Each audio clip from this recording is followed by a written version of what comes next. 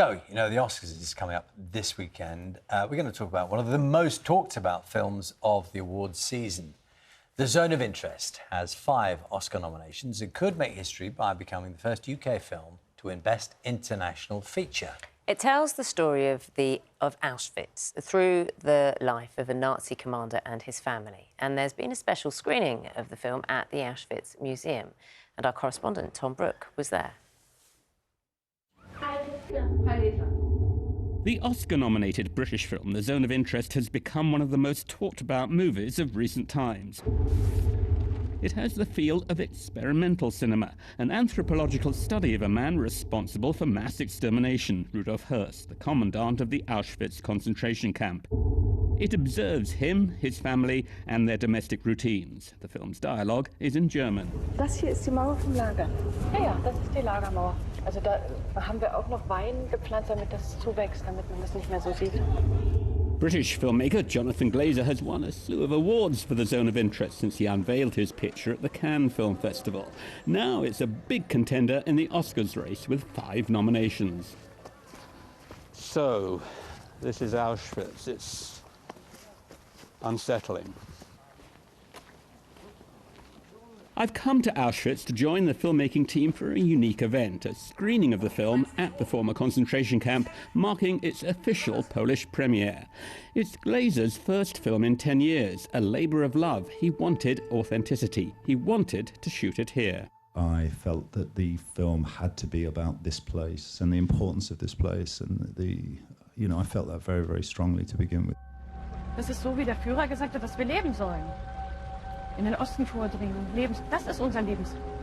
Das ist unser Lebensraum. But what really sets the director's film apart from standard Holocaust movies is its point of view. The focus is not on those who suffered at Auschwitz, but on the perpetrators. Chief among them, Rudolf Höss, the Nazi commandant of the camp who lived with his family a seemingly blissful life in a house adjacent to a concentration camp where more than 1 million people were being murdered.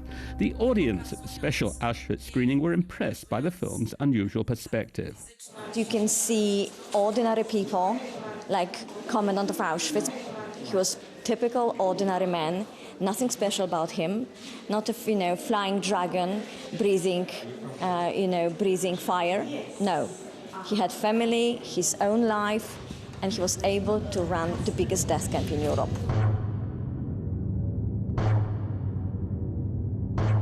Among the film's 5 Oscar nominations is one for its British sound designers. Their craftsmanship really haunted me. You hear the noises of Höss's children playing joyfully in the garden just back here, combined with the suffering coming out of these buildings, people in pain, gunfire. The juxtaposition of these sounds is truly horrifying. It conveys all the horrors, from behind the wall. We don't show it. The sound, which is absolutely a masterpiece, the way it's done, that brings the horrors. And it also helps to build the film together. For the director of the Auschwitz-Birkenau State Museum, The Zone of Interest is a tool that can further understanding and help the horrors of the Nazi era from being repeated. The role of this film, I think, is to ask ourselves about what we are doing today, now, in order to make our world more safe and more better. More than anything else, The Zone of Interest is a triumph of cinema. There's an unblinking coldness to its observations that makes you acknowledge, rather frighteningly, that the perpetrators of the violence here in Auschwitz weren't, in certain key respects, that different from you or me. That is the power of the film.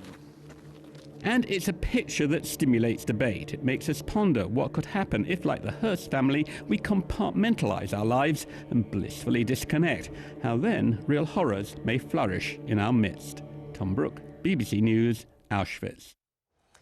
We can speak now to Lesley Paterson, screenwriter and producer of Oscar-winning film All Quiet on the Western Front, which won Best International Feature Film. That, of course, last year. Lesley, good morning to you.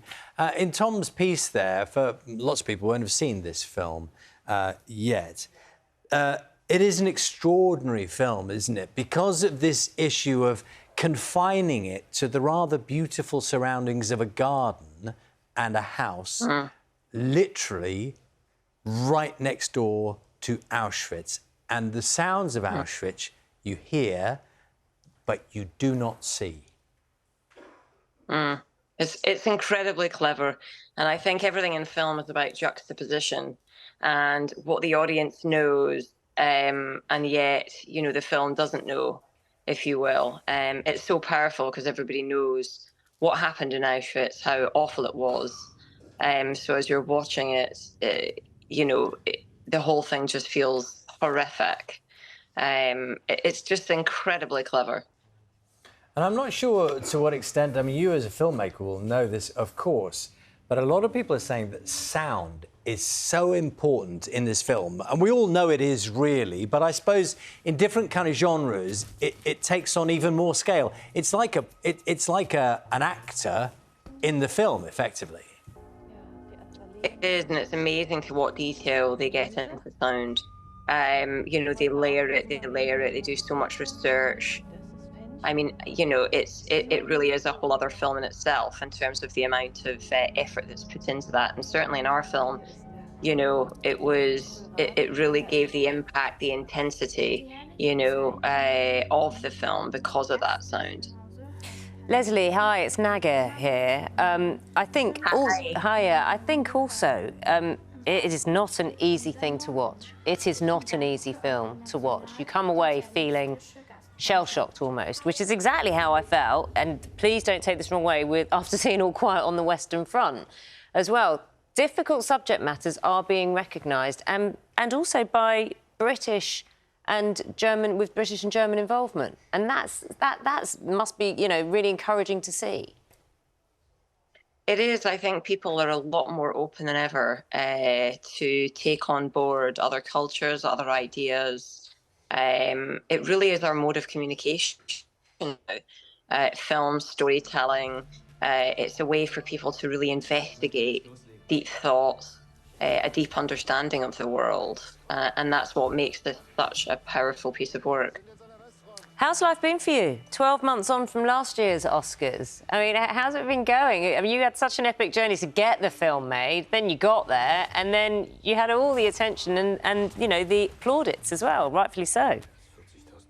Yeah, it's been a wild ride, I'll tell you that. We had a wonderful time post-Oscars, lots of meetings, lots of work coming our way. But as was in the newspaper, it's been a bit of a challenging time for me. Unfortunately, my husband was diagnosed with pancreatic cancer. Simon was. And yeah, so it's quite tough to believe that was a year ago and where we're at now, to be honest. It just goes to show how life can just have massive ups and downs. And obviously we will ask, and feel free to say what you like. How is Simon and how are you both? Yeah, it's really tough. It's really tough. Many ups and downs. Always getting sort of, you know, bad news all the time can be an absolute grind. But there's also some really beautiful things. You know, his mother and Viv and sister Vic have been out to visit, and just, you know, through tragedy and you know, you really can have some beautiful moments, connections with family and friends and people reaching out to help. So I think if you focus on the good things, then it doesn't make it quite so hard. Well, Lesley, obviously, on a personal note, we wish you and your family well. On a slightly more frivolous note, have I got this right? When you've got an Oscar, you've got an Oscar, right? Well, not exactly, because when it's Best International Film, the director, I think, takes home that Oscar, and there's only one. So, unfortunately not. I did get to take home the BAFTA, though.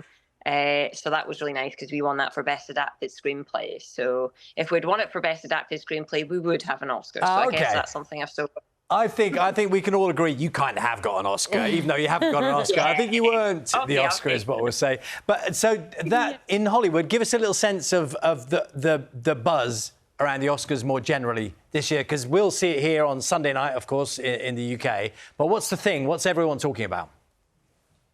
Oh, I mean, you know, obviously Oppenheimer and Barbie, but, you know, it's just all the stars arriving, the energy, there's thousands of people around, there's helicopters, there's photographers, you know, the big red carpets. I mean, it's everything you could imagine and more, just people everywhere. And the funny thing is if you just pop out and kind of have a coffee at the local sort of coffee store, you know, near everywhere, there's all sorts of stars bimbling around. So it is quite strange. But yeah, a lot of fun. Lesley, you said you've had, you know, since the Oscars, lots of meetings, lots of talks. What, can you give us a little hint as to something you're working on at the moment, just for our viewers? Definitely. So we're actually working on the adaptation of Viktor Frankl's Man's Search for Meaning. So a very famous book about finding purpose and meaning through suffering. And Viktor Frankl was a famous psychiatrist that had a theory of meaning. He ended up, he was Jewish, went into the Holocaust camps, and then wrote this book post that. So it's a very tough but amazing and magical book that gives a lot of insight about how to find purpose and meaning in your life. So it's very relevant right now. Let's just put it like that. Absolutely. Look, Lesley, thank you so much for joining us. Lesley Paterson, screenwriter, film producer of All Quiet on the Western Front, available to stream on Netflix. Lesley, we wish you and your family well. Thank you.